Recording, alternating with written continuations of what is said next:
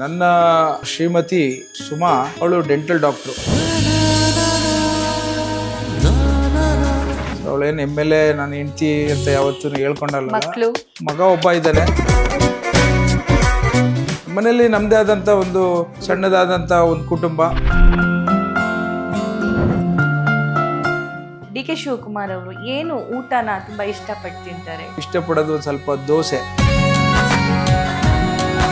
ದಿನಕ್ಕೆ 1 hour ಅವರು ಪೂಜೆ ಮಾಡ್ತಾರೆ. ದೈವ ಶಕ್ತಿ ಬಗ್ಗೆ ನಂಬಿಕೆ, ಅಪಾರವಾದ ನಂಬಿಕೆ. ಅವ್ರ ಜೊತೆ ಕಾರಲ್ಲಿ ಹೋಗ್ಬೇಕಾದ್ರೆ ಮಹಾಭಾರತ ನೋಡೋರು, ರಾಮಾಯಣ ನೋಡೋರು. DK ಸುರೇಶ್ ಅವರು DK ಶಿವಕುಮಾರ್ ಇವತ್ತು ರಾಜ್ಯದ ಮುಖ್ಯಮಂತ್ರಿಗಳಾಗಿದ್ದಾರೆ ಅನ್ನೋದ್ರಲ್ಲಿ ಅವರ ಪಾತ್ರ ಎಷ್ಟಿದೆ ಅಂತ ಅನ್ಸುತ್ತೆ? Is a model brother for anybody. Aishwarya ಅವರಲ್ಲಿ ಅವರ ತಂದೆಯ ಛಾಪು ಕಾಣಿಸ್ಕೊಳ್ಳುತ್ತೆ. ಗುರಿ ಮುಟ್ಟ ತನಕ ನಾನು ನಿದ್ದೆ ಮಾಡಬಾರ್ದು ಅನ್ನೋ ಅವ್ರ ಅಪ್ಪಂದು ಛಲ ಇದೆ. ಬಟ್ ಐಶ್ವರ್ಯ ಅವರಲ್ಲಿ ಅವರ ತಂದೆಯ ಛಾಪು ಕಾಣಿಸ್ಕೊಳ್ಳುತ್ತೆ. ಅಫ್ಕೋರ್ಸ್ ಈಗಿನ ಜೆನ್ಜಿ ಒಂದು ವ್ಯವಸ್ಥೆಯಲ್ಲಿ ಶಿ ಬಿಲಾಂಗ್ಸ್. ಏನು ಅಂತಂದ್ರೆ ನನ್ನ ಒಂದು ವ್ಯವಸ್ಥೆಯಲ್ಲಿ ನಾನು ಒಳ್ಳೇದು ಮಾಡಬೇಕು ಅನ್ನೋದೊಂದು ಮನಸ್ಸು ಎಲ್ಲರಿಗೂ ಇರುತ್ತೆ. ಆದ್ರೆ ನಾನು ಹಿಡ್ದಿರೋಂಥ ಕೆಲಸವನ್ನ ಅದು ಪರಿಪೂರ್ಣತೆಯಲ್ಲಿ ಗುರಿ ಮುಟ್ಟ ತನಕ ನಾನು ನಿದ್ದೆ ಮಾಡಬಾರ್ದು ಅನ್ನೋ ಅವ್ರ ಅಪ್ಪಂದು ಛಲ ಇದೆ. ಆ ಇದು ಛಲ ಮತ್ತು ಒಂದು ನಾನು ಗುರಿ ಮುಟ್ಟಬೇಕು ಅನ್ನೋ ಒಂದು ಇದಿದೆಯಲ್ಲ, ಆಂಬಿಷನ್, ಅದನ್ನ ನಾನು ಬಹಳ ಸಲ ನೋಡ್ತಿರ್ತೀನಲ್ಲ, ನಿದ್ದೆ ಮಾಡಲ್ಲ ಅವಳು ಅದು ರೀಚ್ ಆಗೋ ತನಕ. ಇವತ್ತು ಅವಳು ಸ್ಕೂಲ್ ನಡೆಸ್ತಾ ಇದ್ದಾಳೆ. She has brought that school to a pinnacle. ನಾವು ಇವತ್ತಿನ ದಿನ ಇಡೀ ಒಂದು ನನ್ಗೆ ಗೊತ್ತಿದ್ದಂತೆ ಎಜುಕೇಶನ್ ಫೀಲ್ಡಲ್ಲಿ ಎಲ್ಲರೂ ಐಶ್ವರ್ಯ ತರ ಮ್ಯಾನೇಜ್ ಮಾಡಬೇಕು ಅಂತ ಮ್ಯಾನೇಜ್ಮೆಂಟ್ ಅವರು ಹೇಳೋಂಥ ಒಂದು ಮಾತುಗಳನ್ನು ಕೇಳ್ತಾ ಇದ್ದೀನಿ. ಸೊ ಹಾಗಾಗಿ ಅವಳಿಗೆ ಆ ಚಲನೆ, ಅವ್ರ ತಂದೆ ಛಲ ಜೀನ್ಸ್ ಅಲ್ಲಿ ಬಂದಿದೆ. ಪೊಲಿಟಿಕ್ಸ್ ಇಂಟ್ರೆಸ್ಟ್ ಇದೆಯಾ? ಅವಳು ಯಾವತ್ತೂ ಪೊಲಿಟಿಕ್ಸ್ಗೆಲ್ಲ ಮಾತಾಡ್ದಾರಲ್ಲ, ಆದ್ರೆ ಎಲ್ಲೋ ಒಂದ್ ಕಡೆ ಬೇರೆ ಜನರು ಬಿಡ್ಬೇಕಲ್ಲ, ಹಾಗಾಗಿ ಹೇಳ್ತಿರ್ತಾರೆ. ಅವಳು ಈ ತರ ನಮಗೂ ಹೇಳ್ತಿರ್ತಾಳೆ, ಈ ತರ ನೀವು ಈ ಮಾತಾಡಬಾರ್ದು, ಈ ತರ ಪ್ರೆಸೆಂಟ್ ಮಾಡ್ಬೇಕು, ಬಹಳಷ್ಟು ಅಡ್ವೈಸ್ ಮಾಡ್ತಿರ್ತಾಳೆ. She is more than her age ಅವಳ ಥಿಂಕಿಂಗ್. ನಿಮ್ಮ ಧರ್ಮಪತ್ನಿ ಬಗ್ಗೆ ಹೇಳಿ ಸರ್, ಏನ್ ಮಾಡ್ತಾರೆ? ಅವರು ಡಾಕ್ಟರ್ ಅಂತ ಕೇಳ್ಪಟ್ಟೆ, ಏನ್ ಸ್ಪೆಷಲಿಸ್ಟ್? ನನ್ನ ಶ್ರೀಮತಿ ಡಾಕ್ಟರ್ ಸುಮಾ ಅವಳು ಡೆಂಟಲ್ ಡಾಕ್ಟ್ರು, ಆರ್ಥೋಡಾಂಟಿಸ್ಟ್ ಮಾಡಿದ್ದಾಳೆ, PhD ಮಾಡಿದ್ದಾಳೆ. ಅವಳದು ಒಂದು ಸ್ವಲ್ಪ ಏನಾದರೂ ಹಿಡ್ದಿರೋಂಥ ಕೆಲಸಗಳನ್ನ ನಾನು ಪರಿಪೂರ್ಣತೆ ಮಾಡಬೇಕು ಅಂತ ಅವಳದು ಐಶ್ವರ್ಯ ತರನೇ. ಅವಳು ಇವತ್ತಿನ ದಿನ ಏನಂತ ಅಂದ್ರೆ ಕೆಲವು ವಿಚಾರಗಳಲ್ಲಿ ತಲೆ ಕೆಡಿಸ್ಕೊಳಕ್ ಹೋಗಲ್ಲ. ಎಷ್ಟೊಂದ್ ಜನ ಬಂದು ನಾನಾ ತರ ಬೇರೆ ಬೇರೆ ತರ ಹೇಳ್ತಿರ್ತಾರೆ. ಅವಳು ನನ್ಗೆ ಪೊಲಿಟಿಕ್ಸ್ ಬೇಡ, ನಾನು ಅದರಿಂದ ದೂರ, ನಂದೇನಿದೆ ಕೆಲಸ ಅಂತ ಹೇಳಿ ಇವಾಗ್ಲೂ ಅವಳು ರಾಜರಾಜೇಶ್ವರಿ ಡೆಂಟಲ್ ಕಾಲೇಜಲ್ಲಿ she is working as a professor. So ಅವಳೇನು MLA ನಾನು ಹೆಂಡ್ತಿ ಅಂತ ಯಾವತ್ತೂ ಹೇಳ್ಕೊಂಡಲ್ಲ. ಮಗ ಒಬ್ಬ ಇದ್ದಾನೆ, ಅವನು ಫಿನಾನ್ಸ್ ಸ್ಟಡೀಸ್ ಮಾಡ್ತಾ ಇದ್ದಾನೆ. ಅವನು ಪೊಲಿಟಿಕ್ಸ್ ಬಗ್ಗೆ ಅಷ್ಟು ಆಸಕ್ತಿ ಇಲ್ಲ. ಮನೆಯಲ್ಲಿ ನಮ್ದೇ ಆದಂತ ಒಂದು ಸಣ್ಣದಾದಂತ ಒಂದು ಕುಟುಂಬ. ನಮ್ಮ ತಂದೆಯವರು ಹೇಳ್ಕೊಟ್ಟಂತೆ ನಮ್ದೇ ಆದಂತ ಚಿಂತನೆಯಲ್ಲಿ ಇದ್ದೀವಿ. ನಾವ್ ಯಾವತ್ತೂ ದುರಾಸೆಯಲ್ಲಿ ಓದೋರಲ್ಲ. ಸೊ ಜನರು ಸೇವೆ ಮಾಡೋದು ಒಂದ್ ಕಡೆ ಆದ್ರೆ ಆದಷ್ಟು ನಾವು ಕೆಟ್ಟ ಹೆಸರು ತಗೋಬಾರ್ದು ಅನ್ನೋದೇ ತಲೆಯಲ್ಲಿ ಕೊರಿತಾ ಇರುತ್ತೆ. ಸೊ ಆ ಪ್ರಯತ್ನದಲ್ಲಿ ನಾನು ನಡೀತಾ ಇದ್ದೀನಿ. Love marriage, arrange marriage? Arrange marriage. Okay. So DK Shivakumar ಅವರು ಏನು ಊಟನ ತುಂಬಾ ಇಷ್ಟಪಟ್ಟು ತಿಂತಾರೆ? ಮೊದ್ಲೆಲ್ಲ ನಾನು ತಿಳಿದಂಗೆ ನಾನ್ ವೆಜಿಟೇರಿಯನ್, ಬಿರಿಯಾನಿ ಇಷ್ಟಪಡ್ತಿದ್ರು. ಬಟ್ ಬಿಟ್ಟು 10 ವರ್ಷ ಆಯ್ತಂತಲ್ಲ? 8 ವರ್ಷ ಆಗಿದೆ. ಈಗ ಅವರು ಇಷ್ಟಪಡೋದು ಒಂದ್ ಸ್ವಲ್ಪ ದೋಸೆ, ಆಪಮ್ಮು, ಆ ತರದ ದೋಸೆಗಳು ಇಷ್ಟಪಡ್ತಾರೆ. ಸ್ವಲ್ಪ ಕಾಳುಗಳು ಇಷ್ಟಪಡ್ತಾರೆ. ತಿನ್ನೋದ್ ಕಡಿಮೆ, ಮಿತ ಬಳಕೆ ಊಟ ಅವ್ರದ್ದು. ಸೊ ಹಾಗಾಗಿ ಇವಾಗ ಚೀಫ್ ಮಿನಿಸ್ಟರ್ ಆದ್ಮೇಲೆ ಊಟದ ಬಗ್ಗೆನೂ ಗಮನ ಕಡಿಮೆ ಮಾಡ್ಬಿಟ್ಟಾರೆ. ಓಕೆ. ಮಹಾನ್ ದೈವ ಭಕ್ತ ಅಲ್ಲ ಸರ್? ಪ್ರತಿನಿತ್ಯ ನಾನು ಪೇಪರ್ ಓದ್ತಾ ಇದ್ದೆ, ಅವರು CM ಆಗಿ ಪ್ರಮಾಣ ವಚನ ಸ್ವೀಕರಿಸ್ತಾರೆ ಅನ್ನೋ ದಿನ ಅವರ ರುಟೀನ್ ಎಲ್ಲ ಬರ್ದಿದ್ರು. ದಿನಕ್ಕೆ 1 hour ಅವರು ಪೂಜೆ ಮಾಡ್ತಾರೆ ವಿದೌಟ್ ಫೇಲ್. ಅಲ್ಲ, ಒಂದು ಇವತ್ತು ನನ್ನನ್ನು ಬಹಳ ಸಲ ಹೇಳ್ತಿರ್ತಾರೆ, ನೀವು ಯಾರನ್ನೇ ಏನೇ ವ್ಯವಸ್ಥೆಯಲ್ಲಿ ನಿರ್ವಹಣಾ ವ್ಯವಸ್ಥೆ ಮಾಡ್ಬೇಕಾದ್ರೆ ಒಂದು ದೈವ ಬಲ ಇರಬೇಕು, ಒಂದು ಗುರು ಬಲ ಇರಬೇಕು ಅಂತ. ಸೊ ಹಾಗಾಗಿ ಅವ್ರಿಗೆ ಯಾವಾಗ್ಲೂ ಏನಾದ್ರೂ ಒಳ್ಳೆ ಕೆಲಸಗಳು ಮಾಡ್ಬೇಕಾದ್ರೆ ಹ್ಮ್. ದೈವ ಶಕ್ತಿ ಬಗ್ಗೆ ನಂಬಿಕೆ, ಅಪಾರವಾದ ನಂಬಿಕೆ. ಆಮೇಲಿಂದ ಬಹಳಷ್ಟು ದೇವಸ್ಥಾನಗಳನ್ನ ನಿಮ್ಗೆ ಗೊತ್ತಲ್ಲ, ಟೆಂಪಲ್ ರನ್ನು ಮಾಡ್ತಿರ್ತಾರೆ. ಅದರಂತೆ ನಮ್ಮ ಮೇಡಮ್ ಅಷ್ಟೇ ಬಹಳಷ್ಟು ಕಡೆ ದೇವಸ್ಥಾನಗಳಿಗೆ ಹೋಗೋದು, ಜಪ ಮಾಡೋದು, ಶ್ಲೋಕಗಳು ಹೇಳೋದು. ಸೊ ಹಾಗಾಗಿ couples made for each other ನಂಗೆ ಹೇಳಬಲ್ಲೆ ನಾನು. ಡಿ ಕೆ ಶಿವಕುಮಾರ್ ಅವರು ಆ ಮಂತ್ರಗಳ ಉಚ್ಚಾರಣೆ ಆಗಿರ್ಬಹುದು ಅಥವಾ ಕೊಟೇಶನ್ಸ್ ಆಗಿರ್ಬಹುದು, ತುಂಬಾ ಇತ್ತೀಚಿನ ದಿನಗಳಲ್ಲಂತೂ ಅದನ್ನ ನೋಡಿ ವಾವ್ ಅಂತ ಅನ್ಸ್ಬಿಡುತ್ತೆ. ಎಷ್ಟೊತ್ತು ಓದ್ತಾರೆ ಅವರು ಸರ್? ನಾನ್ ತಿಳಿದಂಗೆ MLA ಆದಾಗ್ಲೇ ಶ್ಲೋಕಗಳನ್ನ ಹೇಳ್ಕೊಳ್ಳಿಕ್ಕೆ ಗುರು ಇಟ್ಟಿದ್ರು. ಯಾರು ಅದು? ಅದೇ ನನಗೆ ಹೆಸರು ಗೊತ್ತಿಲ್ಲ, ಅವ್ರನ್ನೇ ಕೇಳಬೇಕು. ಓಕೆ.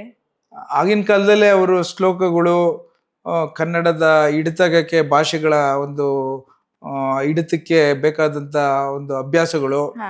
ಆಮೇಲಿಂದ ಗಾದೆಗಳು, ಆಮೇಲಿಂದ ನಾನು ಅಂದ್ರೆ ಬಹಳ ಸಲ ಮೊದ್ಲೆಲ್ಲ ಅವ್ರ ಜೊತೆ ಕಾರಲ್ಲಿ ಹೋಗ್ಬೇಕಾರೆ ಮಹಾಭಾರತ ನೋಡೋರು, ರಾಮಾಯಣ ನೋಡೋರು, ಅದ್ರಲ್ಲಿ ನಡೀತಾ ಇನ್ಸಿಡೆಂಟ್ಸ್ಗಳನ್ನ ಹೇಳ್ತಿರೋರು. ಸೊ ಹಾಗಾಗಿ ಅವ್ರು ಮೊದ್ಲಿಂದನೂ ದೇವ್ರ ಬಗ್ಗೆ ಸಿಕ್ಕಾಬಟ್ಟೆ ಹಚ್ಕೊಂಡಿದ್ದರು. ಯಾವುದೇ ವಿಚಾರಗಳಲ್ಲಿ ದೈವ ಶಕ್ತಿ ಇಲ್ಲದೆ ಅವ್ರು ಯಾವತ್ತೂ ಹೊರ ಬಂದವರಲ್ಲ. ಸೊ ಹಾಗಾಗಿ ಇದೇನು ಹೊಸ್ತೇನಲ್ಲ ಅವರು. ಸೊ ಯಾವುದೇ ಕೆಲಸ ಮಾಡ್ಬೇಕಾದ್ರು ಅಜ್ಜಯ್ಯನ ಆಶೀರ್ವಾದ ಪಡಿತಾರೆ. ಓಕೆ. ಸೊ ನಡುವಿನಕೆರೆ ಅಜ್ಜಯ್ಯನ ಎಷ್ಟು ಪರಮಾಪ್ತ ಅಥವಾ ಪರಮ ಭಕ್ತ ಅನ್ನೋದು ಡಿ ಕೆ ಶಿವಕುಮಾರ್ ಅವರು ಅವ್ರ ಮನೆ ಮೇಲೆ ಇಡಿ ರೇಡ್ ಆದ ನಂತರ ಮೀಡಿಯಾದವರೆಲ್ಲ ಫಾಲೋ ಮಾಡ್ಕೊಂಡ್ ಬಂದ್ವಿ, ಅವಾಗಿಂದ ನಮಗ್ ಗೊತ್ತಾಯ್ತು. ಬಟ್ ಒಂದು ವಿಚಾರ ಗೊತ್ತಾ ರಂಗನಾಥ್ ಸರ್ ನಿಮ್ಗೆ?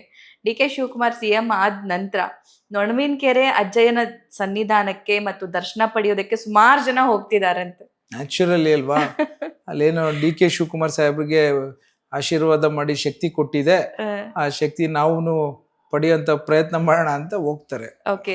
It's a natural phenomena. ನಿಮ್ಮ ಧಾರ್ಮಿಕ ಗುರು ಯಾರು ಹಾಗಾದ್ರೆ? ನಾನು ನಮ್ಮ ಮನೇಲಿ 15 ಶ್ಲೋಕ ಹೇಳ್ತೀನಿ ಬೆಳಗ್ಗೆ ಹೊತ್ತು. ನಂದೇ ಆದಂತ ಒಂದು, ನಾನು ಸೈನ್ಸ್ ಸ್ಟೂಡೆಂಟು. ಹೌದು. ಸೊ ಅದಕ್ಕೆ ಐ ಮೀನ್ ಮಿಡಲ್ ಪಾತ್ ಅಲ್ಲಿ ಹೋಗ್ತಾ ಇರ್ತೀನಿ. ಸೊ ಹಾಗಾಗಿ ನಾನು ದೇವ್ರ ನಂಬ್ತೀನಿ. ದೇವ್ರ ಶಕ್ತಿ ಇಲ್ದಲೆ ಏನು ಆಗೋದಿಲ್ಲ. ಅದನ್ನ ನಾನು ಜಾಸ್ತಿ ಆಚೆನೂ ಹೇಳ್ಕೊಳಕ್ ಹೋಗಲ್ಲ. Okay. So D K Suresh ಅವರು, ಡಿ ಕೆ ಶಿವಕುಮಾರ್ ಇವತ್ತು ರಾಜ್ಯದ ಮುಖ್ಯಮಂತ್ರಿಗಳಾಗಿದ್ದಾರೆ ಅನ್ನೋದ್ರಲ್ಲಿ ಅವರ ಪಾತ್ರ ಎಷ್ಟಿದೆ ಅಂತ ಅನ್ಸುತ್ತೆ? ನಾನು ಆಸ್ ಅ ಬ್ರದರ್ ಆಗಿ ಕೇಳ್ತಾ ಇದ್ದೀನಿ ನಿಮ್ಗೆ. ನಾನು ನೋಡಿದಂತೆ ಇದೆಲ್ಲ, ನೀವು ಜಾಸ್ತಿ ಇದನ್ನೆಲ್ಲ ನನ್ನ ಪಬ್ಲಿಕಲ್ಲಿ ಏನು ಮಾತಾಡೋಂಥ ಅವಶ್ಯಕತೆ ಇಲ್ಲ, ಎಲ್ಲರಿಗೂ ಗೊತ್ತಿರೋಂಥ ವಿಚಾರ ಹೇಳ್ತೀನಿ. ಒಬ್ಬ ಲಕ್ಷ್ಮಣ ಒಬ್ಬ ರಾಮನ ಯಾವ ರೀತಿ ಪ್ರತಿ ಹಂತದಲ್ಲೂ ನಿಂತಿರ್ತಾರೆ ಭುಜ ಕೊಟ್ಕೊಂಡು, ಅದಕ್ಕಿಂತ ಮಿಗಿಲಾಗಿ ಡಿ ಕೆ ಸುರೇಶ್ ಸಾಹೇಬರು ತನ್ನ ಆಸೆಗಳನ್ನೆಲ್ಲ ಬದಿಗಿಟ್ಟು ತನ್ನ ಕುಟುಂಬದಲ್ಲಿ ತನ್ನ ಅಣ್ಣನಿಗೆ ಬೇಕಾದಂತ ಒಂದು ಬಲವನ್ನ ಕೊಟ್ಕೊಂಡು ಎಲ್ಲಾ ರೀತಿಯಲ್ಲೂ ನಿಂತಿದ್ದಾರೆ ಅಂತ ಇಡೀ ಒಂದು ಕರ್ನಾಟಕ ರಾಜ್ಯಕ್ಕೆ ಗೊತ್ತಿದೆ. ಅದೇ ರೀತಿ ನಾನು ಒಬ್ಬ ಸಂಬಂಧಿಕನಾಗಿ ಹೇಳಲಿಕ್ಕೆ ಇಚ್ಛೆ ಪಡ್ತೇನೆ, ಅವ್ರು ಒಂದಿನ ನಂದು ಅನ್ನೋದನ್ನ ಆಲೋಚನೆ ಮಾಡಿಲ್ಲ, ಸುರೇಶ್ ನನ್ಗೆ ಅಂತ ಆಲೋಚನೆ ಮಾಡಿಲ್ಲ. ನಾನು ಎಲ್ಲೋ ಒಂದ್ ಕಡೆ ಬಹಳಷ್ಟು ಸ್ವಾರ್ಥ ಇದೆ, ಆ ನಿಸ್ವಾರ್ಥದ ಚಿಂತನೆಯಲ್ಲಿ ಇವತ್ತು ಅವ್ರ ತರ ಇರೋದ್ ಕಷ್ಟ, ವ್ಯಕ್ತಿತ್ವ ಕಷ್ಟ, ಬಹಳ ಕಷ್ಟ.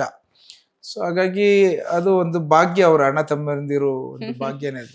ಅವರೊಬ್ಬ ಪೊಲಿಟಿಕಲ್ ಬ್ರದರ್ ಹೇಗಿರ್ಬೇಕು ಅನ್ನೋದಕ್ಕೆ ಟ್ರೆಂಡ್ ಸೆಟ್ ಮಾಡಿದ್ದಾರೆ ಇಂಡಿಯಾದಲ್ಲಿ ಅಂತ ಮಾದರಿ. Because he is a model brother for anybody, as a strength, as a visionist, and he is also good able administrator. Yes, no doubt in that. So ನಿಮ್ಮ ಕ್ಷೇತ್ರದ ಬಗ್ಗೆ ಮಾತಾಡೋದಾದ್ರೆ, ರಂಗನಾಥ್ ಅವರು ಬಂದ ನಂತರ ಈ ಕೆಲಸ ಆಗಿದೆಯಪ್ಪ ನಮ್ಮ ಕ್ಷೇತ್ರಕ್ಕೆ ಅಂತ ಜನ ನಿರಾಳವಾಗಿ ಮಾತಾಡ್ಕೊಳ್ಳೋದು ಯಾವುದು? ಮತ್ತೆ ನಿಮ್ಮ ಕ್ಷೇತ್ರಕ್ಕೆ ಸಂಬಂಧಪಟ್ಟಂತೆ ನಿಮ್ಮ ಗುರಿ ಏನಿದೆ? ಒಂದು, ನನ್ನ ತಾಲೂಕಿನ ರೈತರ ನೀರಾವರಿಯ ಕಾಮಗಾರಿಗಳು, ಇವತ್ತು ಎಲ್ಲ ಹೋಬಳಿಗೂ ನೀರಾವರಿಯ ಕಾಮಗಾರಿಗಳನ್ನ ಮಾಡಿ ಇವತ್ತು ವಿಶೇಷವಾಗಿ ಯಡಿಯೂರು ಭಾಗ ಮತ್ತು ಉತ್ತರಿ ದುರ್ಗ ಭಾಗ ಮತ್ತು ಕೊತ್ಕೆರೆ ಭಾಗಕ್ಕೆ ನೀರು ತರಂತ ಒಂದು ಪ್ರಯತ್ನಗಳಲ್ಲಿ ಶುರುವಾಗಿ ಅದು ಒಂದು ಹಂತಕ್ಕೆ ಬರ್ತಾ ಇದೆ. ಎರಡನೇದು, ಇಡೀ ಒಂದು ಹುಲಿಯೂರು ದುರ್ಗ ಒಂದು ದೊಡ್ಡ ಒಂದು ಹೋಬಳಿ, ಅದು ಅಲ್ಲಿಗೆ ವಿಶೇಷವಾಗಿ ನೀರು ತರಬೇಕು ಅಂತೇಳಿ ವೈಜಿಗುಡ್ಡದ್ದು 90 ಕೋಟಿ ರೂಪಾಯಿದು ಅನುದಾನ ಕೊಟ್ಟು ಇವತ್ತು ಕಾಮಗಾರಿ ಶುರು ಮಾಡಿದ್ದೇವೆ. ಹಾಗೇನೆ ಕೊತ್ಕೆರೆದು 35 ಕೋಟಿ ರೂಪಾಯಿದು ಇವತ್ತು ಅನುದಾನವನ್ನು ತಂದು ಅದನ್ನು ಸಹ ಕಾಮಗಾರಿ ಶುರು ಮಾಡೋ ಹಂತದಲ್ಲಿದ್ದೀವಿ. ಅದ್ರ ಜೊತೆಗೆ ಉತ್ತರಿ ದುರ್ಗದ ಸುಮಾರು 450 ಕೋಟಿ ರೂಪಾಯಿದ್ದು ಶ್ರೀರಂಗ ಏತ ನೀರಾವರಿ ಅಂತ ತಂದಿರೋಂಥದ್ದು ಇನ್ನೊಂದು ಕಡೆ ಆದ್ರೆ, ಇನ್ನು ಕಸ್ಬಾದ್ ಒಂದು ಹೋಬ್ಳಿಗೆ ವಿಶೇಷವಾಗಿ ಒಂದು 110 ಕೋಟಿ ರೂಪಾಯಿ ಬೇಕಾಗಿದ್ದು ಮುಂದಿನ ದಿನಗಳಲ್ಲಿ ಮಾಡ್ತೇನೆ. ಎರಡನೇದು, ಇವತ್ತು ನಮ್ಮ ತಾಲೂಕಿನಲ್ಲಿ ಸುಮಾರು 400 ಕೋಟಿ ರೂಪಾಯಿಯಷ್ಟನ್ನ ಡಾಂಬರೀಕರಣ ಮಾಡಿದ್ದೇವೆ. ಸೊ ಅದು ನನಗೆ ಒಂದು ಹೆಮ್ಮೆ ಕೊಡುವಂತ ವಿಷಯ. ಮೂರನೇದು, ನಾನು ವೈದ್ಯ ವೃತ್ತಿಲಿ ಇದ್ಕೊಂಡು ನನ್ನ ನಿಕಟಪೂರ್ವ ಸಂಸದರಾದಂಥ DK ಸುರೇಶ್ ಸಾಹೇಬ್ರವರ ಒಂದು ಮಾರ್ಗದರ್ಶನದಲ್ಲಿ ಒಂದು 100 ಬೆಡ್ ಆಸ್ಪತ್ರೆ ಕಟ್ಟಿದ್ದೀವಿ. ದೊಡ್ಡದು, ಚೆನ್ನಾಗಿದೆ.